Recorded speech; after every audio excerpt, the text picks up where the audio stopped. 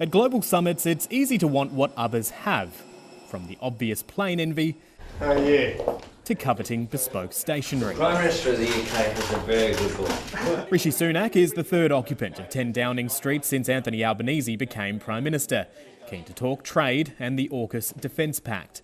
The British hopeful Australia will pick a UK-designed nuclear submarine as part of that deal, even though the US model seems more likely. You'll have to wait until March and we'll make announcements when appropriate. Speaking of submarines, the Prime Minister and the French President firm friends after their Parisian rapprochement in July. Thank you, Mr. Prime Minister. Mr Albanese hoping the $90 billion French submarine dispute is behind them, although there's clearly still some resentment towards Mr Albanese's predecessor for tearing up the contract.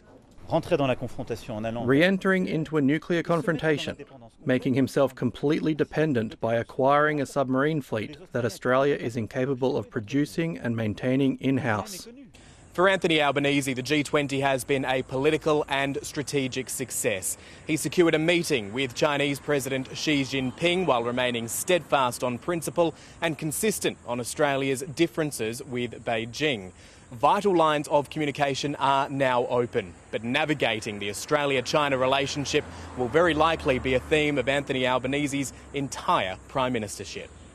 And he's not the only one, the Chinese president having a crack at Canada's leader. Everything we discuss is then leaked to the paper. That's not appropriate. If there is sincerity on your part, free and open and frank dialogue, and that is what we will continue to have. Australia not the only one treading carefully. Matthew Doran, ABC News, Bali.